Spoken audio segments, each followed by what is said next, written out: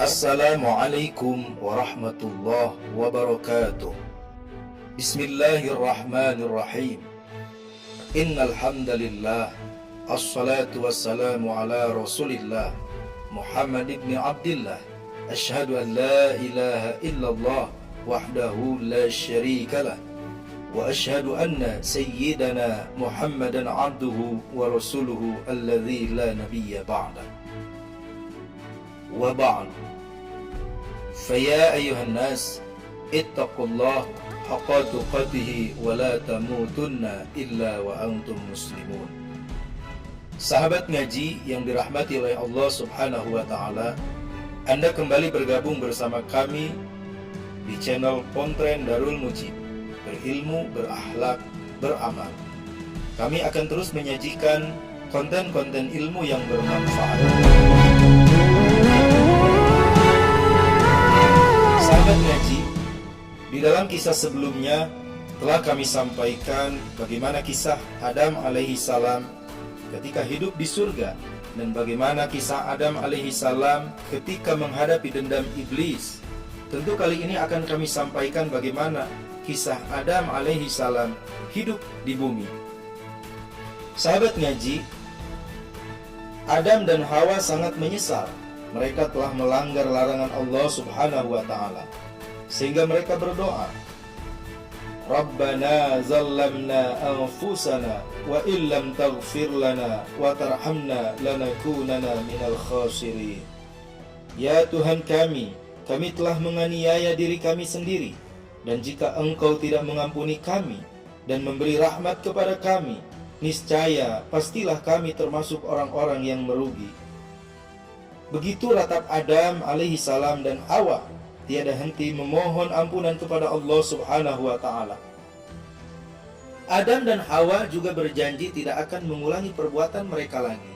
Allah Subhanahu wa ta'ala yang maha pengampun memaafkan kesalahan mereka.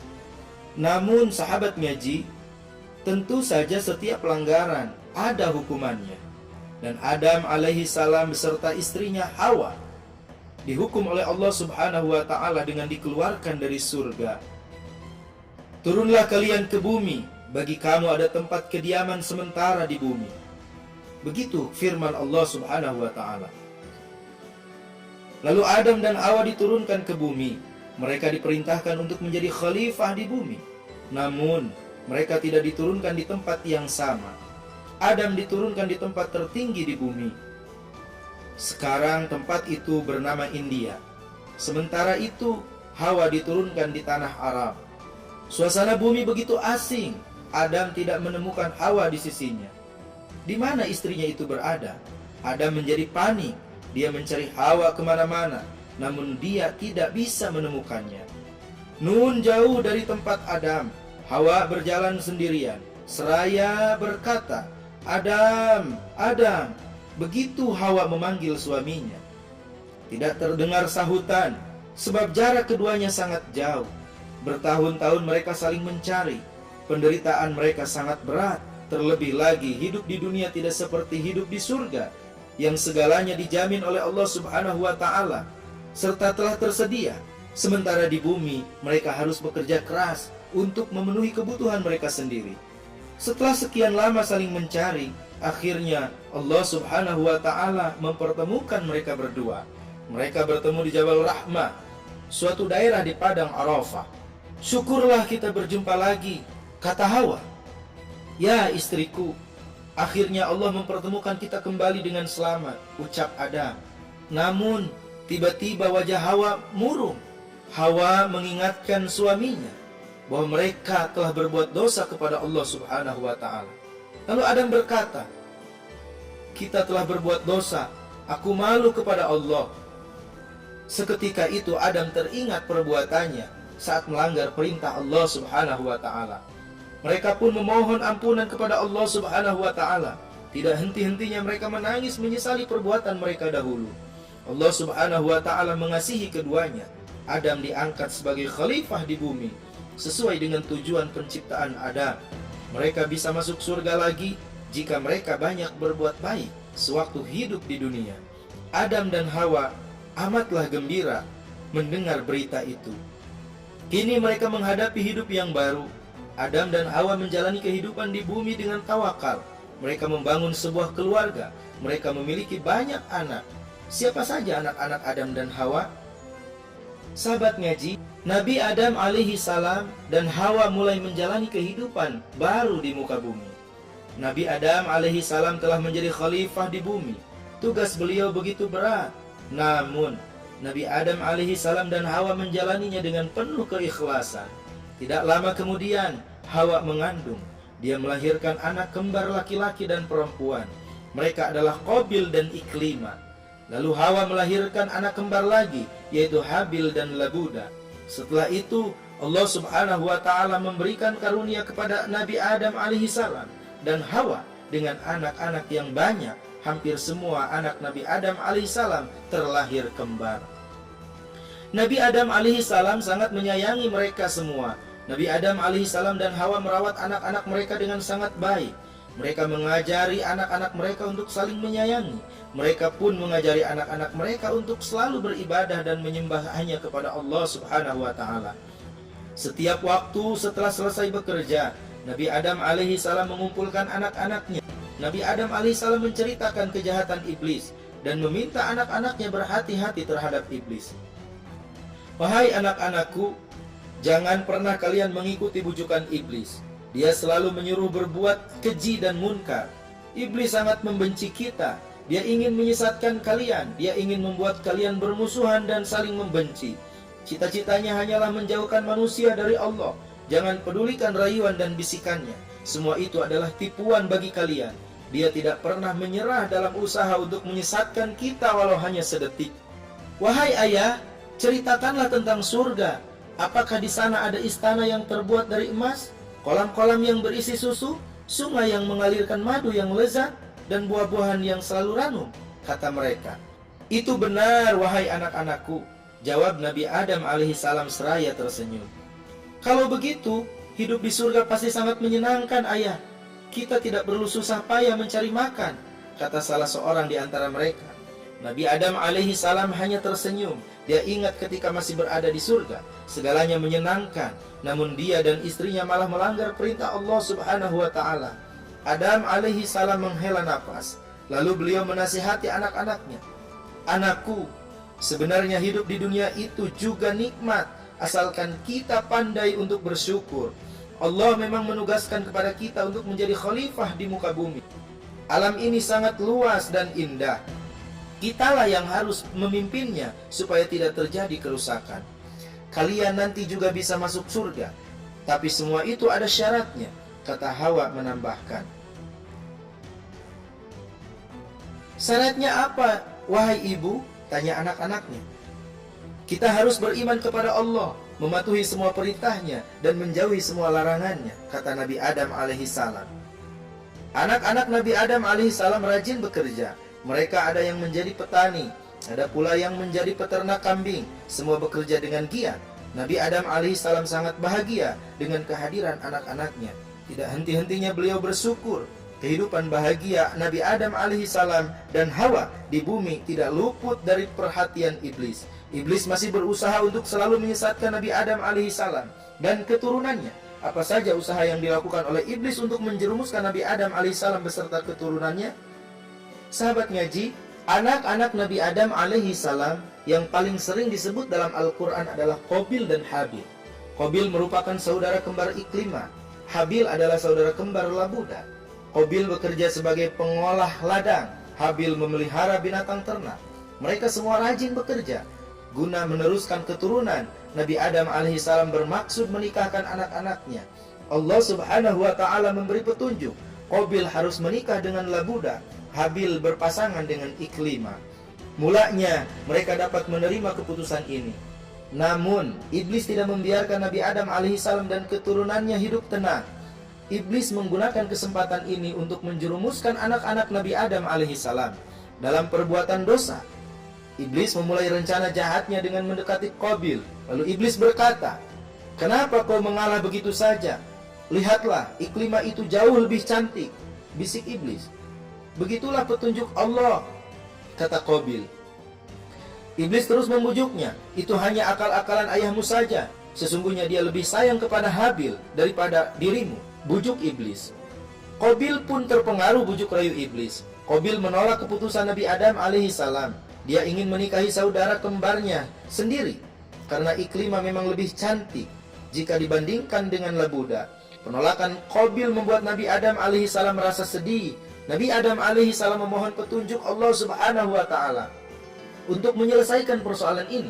Allah subhanahu wa ta'ala pun memberikan petunjuknya. Nabi Adam alaihissalam segera menyampaikan petunjuk itu kepada Qabil dan Habil. "Kalian berdua harus memberikan kurban kepada Allah. Siapa yang kurbannya diterima oleh Allah, dia berhak memilih calon istrinya," kata Nabi Adam alaihissalam. "Apa yang harus kami kurbankan?" tanya Habil. "Berkurbanlah dengan benda yang paling kau sayangi," kata Nabi Adam alaihissalam. "Baiklah ayah," sahut Habil. Habil menerima perintah berkurban ini dengan perasaan gembira. Sementara itu Qabil malah bersungut-sungut. Selain suka iri hati, Qabil juga sangat pelit. Habil memiliki banyak binatang ternak. Dia memilih kambing tergemuk dan terbaik yang dimilikinya. Qabil memiliki banyak sawah dan ladang. Namun Qabil hanya mempersiapkan seikat gandum yang paling jelek yang dimilikinya. Pada hari yang telah ditentukan, mereka berdua membawa persembahan kurban ke atas bukit. Qabil meletakkan gandum di atas batu. Habil mengikat kambingnya. Mereka berdua turun ke bawah bukit untuk melihat apa yang akan terjadi dengan persembahannya. Secercah kilat membelah langit. Bersamaan dengan itu lenyaplah kambing persembahan dari Habil. Sementara gandum milik Qabil masih tergeletak di tempatnya. Allah subhanahu wa ta'ala hanya menerima kurban dari Habil. Akhirnya Nabi Adam alaihissalam tetap menikahkan Habil dengan Iklimah. Sementara itu Qabil menikah dengan Labuda. Habil menerima keputusan itu dengan ikhlas. Bagaimana dengan Qabil? Apakah Qabil bisa menerima keputusan itu? Apakah yang akan dia lakukan selanjutnya?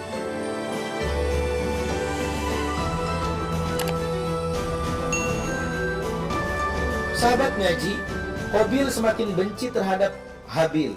Dia iri kepada Habil. Dia juga marah kepada Nabi Adam alaihissalam. Kesempatan seperti ini tidak disia-siakan oleh iblis. Makhluk laknatullah itu menghasut Qabil hingga sering berprasangka buruk. Kurban Habil diterima Allah karena ayah mendoakannya. "Ayah tidak adil," protes Qabil. "Itu semua kehendak Allah. Ayah tidak pilih kasih kepada kalian berdua. Tentulah Allah memilih kurban yang baik dan dipersembahkan dengan hati yang ikhlas." Kurban Habil diterima karena dia memberikan kambing terbaik yang dimilikinya. Sementara kamu memberikan gandum yang tidak berisi. Allah itu maha baik. Allah hanya menerima yang baik, kata Adam alaihissalam.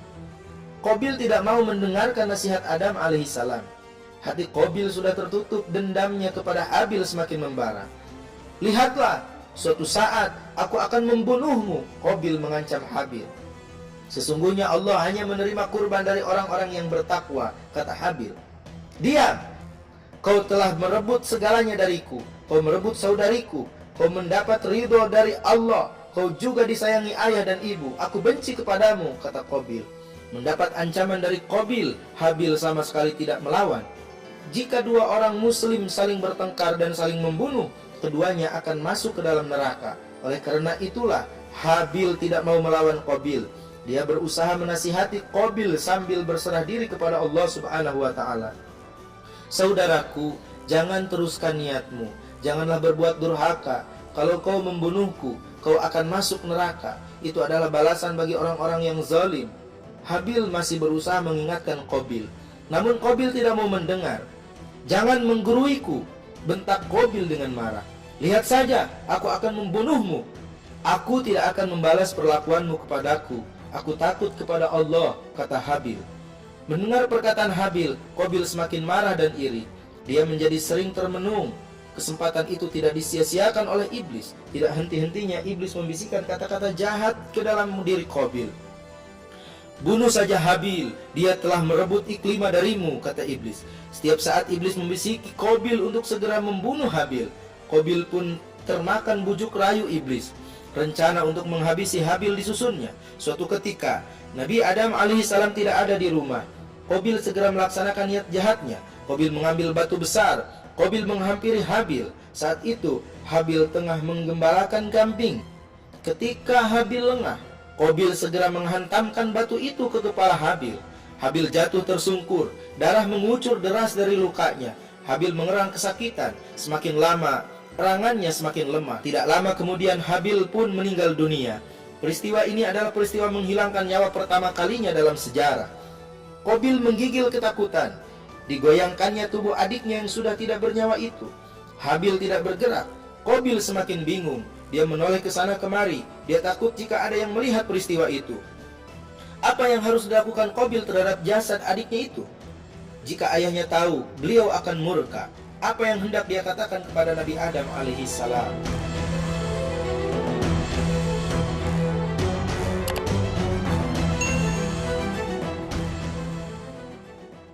Sahabat ngaji, hari beranjak siang.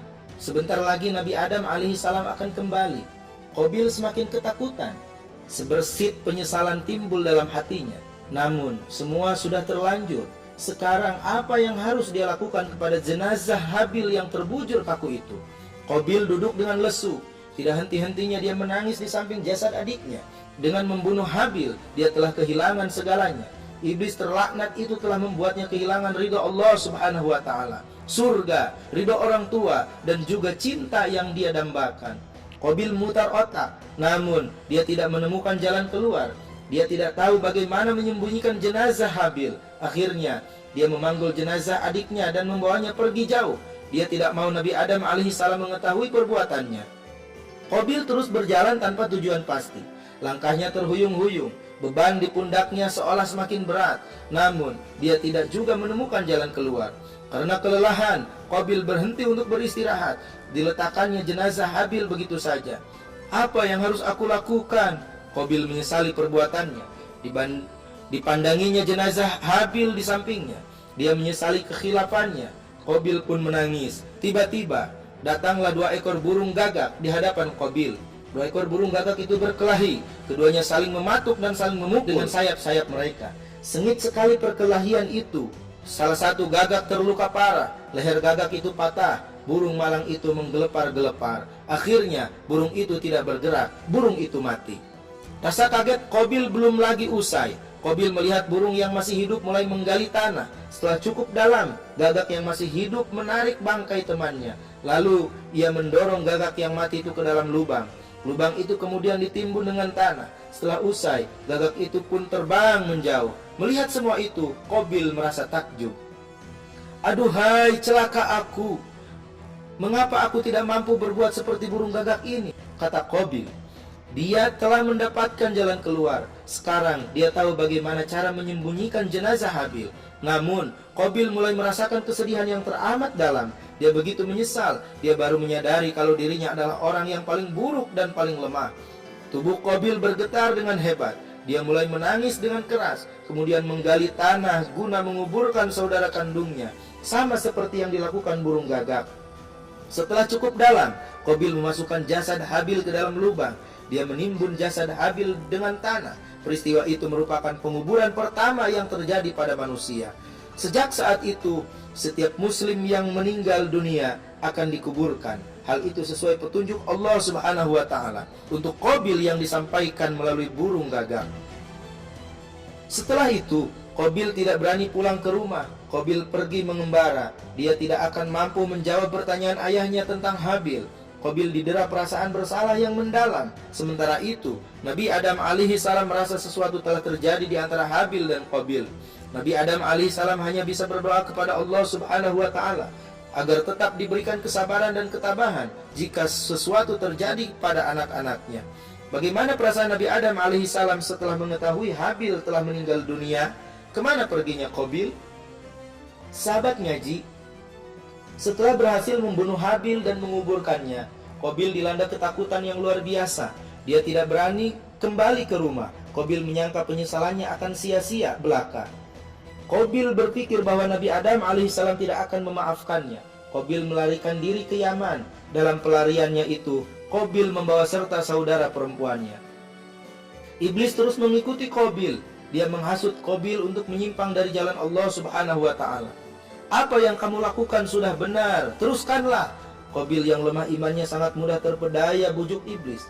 Dia pun menjadi orang yang tersesat dan suka melakukan perbuatan yang keji. Sesungguhnya kurban saudaramu dimakan api karena ia menyembah api. Buatlah tungku dan sembahlah api. Hal itu akan bermanfaat bagimu dan keturunanmu. Kata iblis melancarkan bujuk rayunya kepada Qabil. Padahal api merupakan zat asal muasal iblis. Qabil menuruti perkataan iblis. Dia mulai meninggalkan ajaran Nabi Adam alaihissalam. Qabil memulai berbagai ritual untuk menyembah api. Dia dan keturunannya menjadi orang-orang yang pertama kali menyembah api. Di tanah Yaman ini, Qabil mempunyai keturunan. Mereka disebut dengan Bani Qabil. Bani Qabil dan keturunannya banyak berbuat kerusakan di bumi. Mereka suka minum minuman keras, berjudi, berzina, mencuri, dan tidak mau menyembah Allah Subhanahu wa Ta'ala. Pelanggaran yang dilakukan oleh keturunan Qabil semakin merajalela. Mereka melakukan ritual yang menyalahi aturan Allah Subhanahu wa Ta'ala. Di antaranya ritual pemakaman. Ketika Qabil meninggal, anak-anaknya bermaksud menguburkan jasad Qabil. Namun tiba-tiba datanglah iblis. Dia menyamar sebagai manusia. Janganlah dikubur di dalam bumi, kata iblis kepada anak-anak Qabil. Lalu apa yang harus kami lakukan? Tanya anak-anak Qabil. Ikuti saranku. Iblis dalam wujud manusia membawa 2 buah batu hablur yang telah dilubangi tengahnya. Iblis meminta anak-anak Qabil memasukkan mayat sang ayah ke dalam ruang di antara batu-batu itu. Sebelumnya mayat Qabil didandani dengan pakaian yang bagus dan indah. Minyak wangi membuat mayat Qabil harum semerbak. Ramuan pengawet digunakan agar tubuh Qabil tetap utuh. Iblis menyuruh mereka menyimpan peti batu berisi mayat itu di satu rumah. Peti batu itu diletakkan di atas kursi yang terbuat dari emas. Iblis juga memerintahkan kepada setiap orang yang masuk ke rumah itu untuk bersujud sebanyak 3 kali. Peringati dan rayakanlah kematian Qabil setiap tahun. Saran iblis lagi kepada anak cucu Qabil. Anak-anak keturunan Qabil mematuhi perintah itu. Setelah Qabil meninggal dunia, keturunan Qabil terus-menerus berbuat kezaliman. Siapakah yang akan mengembalikan keturunan Qabil ke jalan yang benar? Adakah saudara Qabil yang akan meneruskan kenabian Adam alaihissalam? Sahabat ngaji, Nabi Adam alaihissalam termenung sendirian. Dia merasa sangat sedih karena kedua putranya menghilang. Tidak seorang pun tahu apa yang terjadi dan kemana mereka berdua pergi. Nabi Adam alaihissalam hanya bisa berdoa kepada Allah Subhanahu wa Ta'ala dan memohon petunjuknya. Allah Subhanahu wa Ta'ala memberitahu peristiwa yang menimpa Qabil dan Habil. Nabi Adam alaihissalam sangat berduka. Berita sedih itu segera disampaikan kepada Hawa. Wahai istriku, anak kita Habil telah wafat, kata Nabi Adam alaihissalam. Hawa tidak kalah sedihnya. Dia menangis tiada henti. Dia adalah ibu dari korban sekaligus juga ibu dari orang yang menghilangkan nyawa anaknya. Hanya rasa tawakal kepada Allah Subhanahu wa Ta'ala yang membuat mereka bisa menerima penderitaan itu. Ini adalah perbuatan setan. Sesungguhnya setan itu adalah musuh yang menyesatkan lagi nyata, kata Nabi Adam alaihissalam. Atas kesedihan dan kehilangan yang dirasakan Nabi Adam alaihissalam dan Hawa, maka Allah menganugerahkan seorang putra kepada mereka. Ia diberi nama Sith. Sith merupakan hadiah dari Allah, hibatullah, sebagai pengganti Habil yang wafat. Sith adalah satu-satunya putra Nabi Adam alaihissalam yang tidak memiliki saudara kembar. Perilaku Sith sangatlah sopan. Dia memiliki banyak kelebihan dibandingkan saudara-saudaranya yang lain. Sith anak yang cerdas, patuh, dan sangat bertakwa. Nabi Adam alaihissalam menunjuk Sith sebagai penerusnya. Sith mewarisi kenabian dari Nabi Adam alaihissalam. Jangan sampai saudaramu Qabil mengetahui tentang hal ini, pesan Nabi Adam alaihissalam. Nabi Sith alaihissalam mengangguk. Dia tahu Qabil akan marah jika mengetahui Nabi Adam alaihissalam telah menunjuknya sebagai pemimpin. Nabi Adam alaihissalam memberikan nasihat kepada Nabi Sith alaihissalam. Setiap perbuatan yang hendak kau lakukan, renungkanlah akibatnya. Jangan sampai menyesal pada kemudian hari, kata ayahnya itu. Baik ayah, jawab Nabi Sith alaihissalam. Selain itu, bermusyawarahlah mengenai sesuatu perkara. Seandainya aku bermusyawarah dengan para malaikat, mungkin aku tidak akan tertimpa musibah, kata Nabi Adam alaihissalam lagi. Nabi Sith alaihissalam mendengarkan dengan baik setiap petuah dari ayahnya. Dia berjanji akan mematuhi setiap ajaran Nabi Adam alaihissalam. Nabi Sith alaihissalam menikah dengan saudaranya yang bernama Azura. Dari pernikahan ini lahirlah Anus. Sebagai seorang nabi, Sith alaihissalam menerima perintah-perintah dari Allah Subhanahu wa Ta'ala yang tertulis dalam 50 sahifah. Nabi Adam alaihissalam sangat senang dengan kepemimpinan Nabi Idris alaihissalam. Bagaimana nasib Qabil dan keturunannya sepeninggal Nabi Adam alaihissalam? Sahabat ngaji, Rasulullah Shallallahu Alaihi Wasallam bersabda, setiap kalian adalah pemimpin dan akan dimintai pertanggungjawaban atas kepemimpinannya. Seorang imam adalah pemimpin dan akan dimintai pertanggungjawabannya. Dan demikian juga seorang pria adalah seorang pemimpin bagi keluarganya dan akan dimintai pertanggungjawaban atas kepemimpinannya. Hadis riwayat Bukhari.